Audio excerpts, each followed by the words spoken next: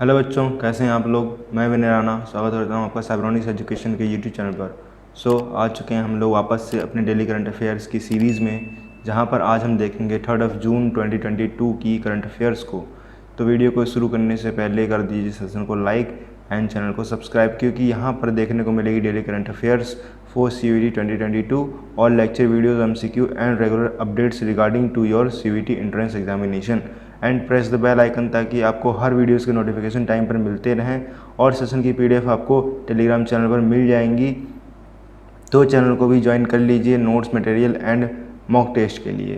तो हम लोग चलते हैं अपने फर्स्ट क्वेश्चन की तरफ कि आपका आज की डेट में पहला करंट अफेयर्स की आज की डेट में आपकी करंट अफेयर्स में फर्स्ट क्वेश्चन कौन सा है। Which of the following institution developed AmbiTag, India's first indigenous temperature data logger for cold chain management. ऐसा कौन सा इंस्टीट्यूट निकल कर आता है जो कि अम्बीटैग डेवलप किया है, जो कि India's first indigenous temperature data logger है कोल्ड चेन मैनेजमेंट के लिए। तो हमें बताना है कौन सा यहाँ पर आंसर सही होगा। तो यहाँ पर आपके सामने ऑप्शन नंबर 1 सही हो जाएगा, IIT Ropar. Indian institute of technology Ropar, IIT Ropar in Punjab has developed a first of its IoT device Ambitag that records real-time ambient temperature during the transportation of perishable products, vaccines and even body organs and blood। तो अब चलते हैं question number 2 की तरफ। Question number 2 क्या कह रहा है, who has recently appointed the head of the national human rights commission.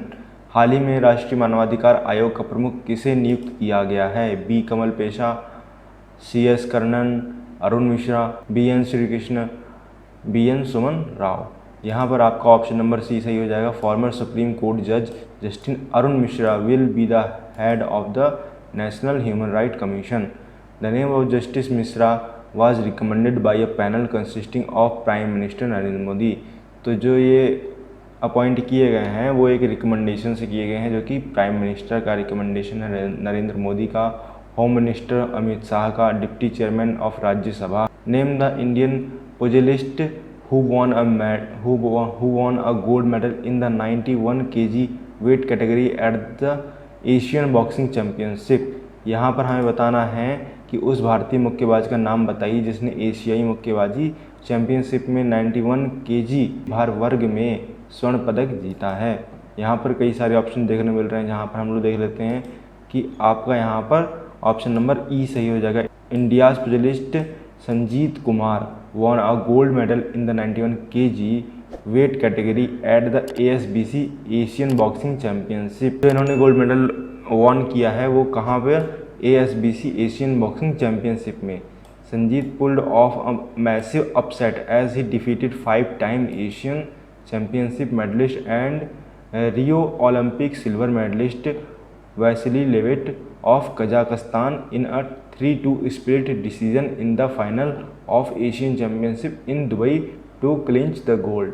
तो आप लोग कंप्लीट डिस्क्रिप्शन यहाँ पर देख सकते हैं। अब चलते हैं क्वेश्चन नंबर 4 की तरफ। क्वेश्चन नंबर 4 क्या बोलता है, who has recently been appointed as the chairman of the newly formed self regulatory body digital media content regulatory council DMCRC। तो यहाँ पर यही कहा गया है DMCRC जो कि सेल्फ रेगुलेटरी बॉडी है, इसका चेयरमैन किसे अपॉइंट किया गया है। तो हम लोग यहाँ पर देख लेते हैं, ऑप्शन नंबर यहाँ पर A सही हो जाएगा, जो कि दिया हुआ है justice Vikramjit Sen. The Indian broadcasting foundation IBF announce the appointment of former supreme court जज justice Vikramjit Sen as the chairman of its newly formed self regulatory body digital media content regulatory council DMCRC। तो यहाँ पर चलते हैं क्वेश्चन नंबर 5 की तरफ। Question number 5 क्या बोलता है, organisation for economic cooperation and development OECD has estimated growth rate of India at for FY 2022। यानी कि आपको बताना है कि OECD जो है उसने क्या एक एस्टिमेट ग्रोथ रेट एक प्रिडिक्ट किया हुआ है, जो कि आपके फिनेंशियल ईयर 2022 का है इंडिया का। तो यहाँ पर देख लेते हैं हम लोग अपना आंसर, ऑप्शन नंबर यहाँ पर B सही हो जाएगा 9.9। Organisation for economic cooperation and development OECD has cut India's growth projection to 9.9 for financial year 2022। अब चलते क्वेश्चन नंबर 6 की तरफ।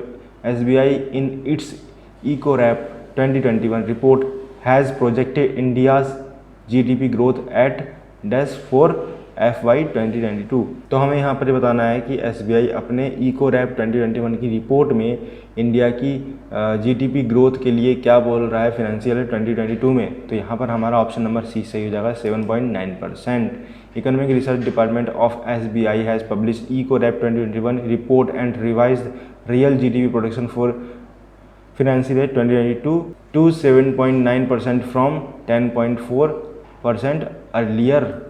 तो यहाँ पर आप देख सकते हो कि आपका ऑप्शन नंबर सी से हो जाएगा 7.9। अब चलते हैं क्वेश्चन नंबर 7 की तरफ। What is the projected growth rate of Indian economy in financial year 2022 according to Moody's, जो कि मैंने एक बार और प्रीवियस में इस क्वेश्चन को डिस्कस कर दिया था, फिर भी हम देख लेते हैं कि मूडीज़ की रिपोर्ट के अकॉर्डिंग आपकी जो ग्रोथ रेट है इंडियन इकोनॉमी की फाइनेंशियल 22 में उन्होंने क्या प्रोजेक्ट किया है, क्या एस्टिमेट किया हुआ है। 7 का ऑप्शन आपका ई हो जाएगा, यानी कि 9.3। Indian economy would rebound in the current physical ending March 2022 and clock a growth of 9.3%, but a severe second covid wave has increase risk to India's credit profile and rated entities. तो यहाँ पर यही कहा गया है कि जो आपके कोविड के सीरियस केस थे उस वजह से ये रिस्क में आ गई, अदरवाइज़ इसकी जो ग्रोथ है वो 9.3% एस्टिमेट की गई है। अब चलते हैं क्वेश्चन नंबर 8 की तरफ। As per the centre for world university ranking CWUR 2021 to 2022 which institute is the best in India. यहाँ पर बताना है कौन सा इंस्टीट्यूट बेस्ट है इंडिया के अंदर CWUR की रिपोर्ट के अकॉर्डिंग। यहाँ पर आपका ऑप्शन नंबर डी सही हो जाएगा, जो कि आपका IIM अहमदाबाद है, इंडियन इंस्टीट्यूट ऑफ मैनेजमेंट। क्या कहा गया है IIM Ahmedabad best in the country, 68 institutes in top 2000 centre for world university ranking. अब चलते हैं क्वेश्चन नंबर 9 की तरफ। WHO names COVID-19 variants first found in India. यहाँ कहा गया कि WHO ने यहाँ पर कहा गया है कोविड-19 के पहले वेरिएंट कौन से हैं जो कि इंडिया में पाए गए, WHO ने उन्हें क्या नाम दिया। तो यहाँ पर हमारा ऑप्शन नंबर बी सही हो जाएगा, kappa and delta. The UN health agency world health organization WHO has given easy to say labels to 2 variants of COVID-19 first found in India. The 2 variants are, जो कि आप यहाँ पर देख सकते हो इनका नाम दिया हुआ है। Variant of the COVID-19 has been renamed as Kappa, while the B1.617.2 variants is named as Delta। अब चलते हैं क्वेश्चन नंबर 10 की तरफ। क्वेश्चन नंबर 10 क्या बोलता है। Who has virtually launched the horticulture cluster development program CDP to ensure holistic growth of horticulture। यहाँ पर कहा गया बागवानी के समग्र विकास को सुनिश्चित करने के लिए बागवानी क्लस्टर विकास कार्यक्रम को वस्तुतः किसने लॉन्च कर दिया है। यहाँ पर आपका ऑप्शन ABCD हैं, जहाँ पर आप देख सकते हो कि आपका ऑप्शन नंबर ए सही हो जाएगा, नरेंद्र सिंह तोमर, जो कि union minister of agriculture and farmers welfare Narendra Singh Tomar virtually launch the horticulture cluster development programme to ensure holistic growth of horticulture. अब चलते क्वेश्चन नंबर 11 की तरफ। Who among the following has assumed the charge as deputy chief of Indian naval staff. जहाँ पर कहा गया निम्नलिखित में से किसने भारतीय नौसेना स्टाफ के उप प्रमुख के रूप में पदभार ग्रहण कर लिया है, किसने। यहाँ पर आपका आंसर हो जाएगा option number B, Ravneet Singh. Vice admiral Ravneet Singh Ati Vishisht Seva medal AVSM and Nausena medal NM holder assume charge as a deputy chief of naval staff.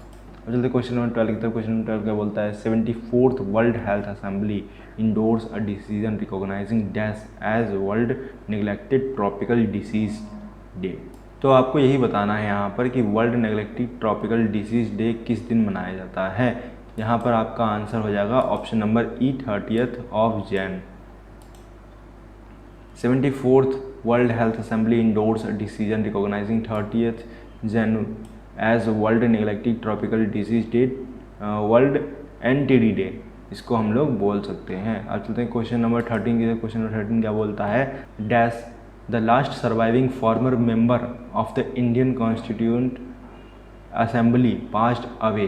तो ऐसा कौन से लास्ट सर्वाइविंग फॉर्मर मेंबर थे जो कि इंडियन कॉन्स्टिट्यूट असेंबली के थे, जो कि अब पास अवे हो चुके हैं। जहाँ पर आपका 13 का ऑप्शन नंबर PM कल्याणन गाउंडर, यहाँ पर C ऑप्शन सही हो जाएगा।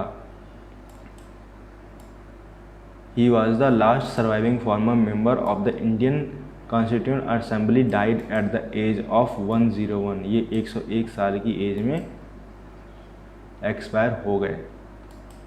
अब चलते हैं क्वेश्चन नंबर 14 की तरफ। Which of the following organization has become the first standards body in the country to join the one nation one standard scheme of the central government. तो यहाँ पर आपका ऑप्शन नंबर D सही हो जाएगा, research design and standard organization. Research design and standard organization RDSO which sets standards for the Indian railway sector has become the first standard body in the country to join one nation one standard scheme of the central government. और चलते हैं question number 15 की तरफ।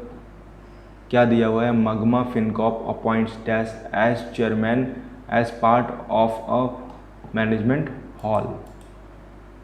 Magma Fincorp एक प्रबंधन overhaul के हिस्से के रूप में किसको अध्यक्ष के रूप में नियुक्त कर रहा है, जो कि आपका ऑप्शन नंबर E सही हो जाएगा, अदर पूनावाला।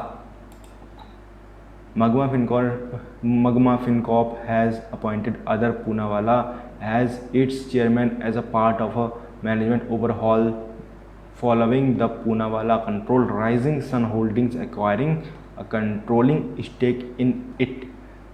तो आज के लिए बस इतना ही। सो आई होप आप लोगों को सभी पॉइंट समझ में आ रहे होंगे। तो सेशन को जरूर से लाइक कर दीजिए और comment us if you have any kind of doubts and queries. तो मिलते हैं नेक्स्ट वीडियो में, तब तक के लिए बाय एंड टेक केयर।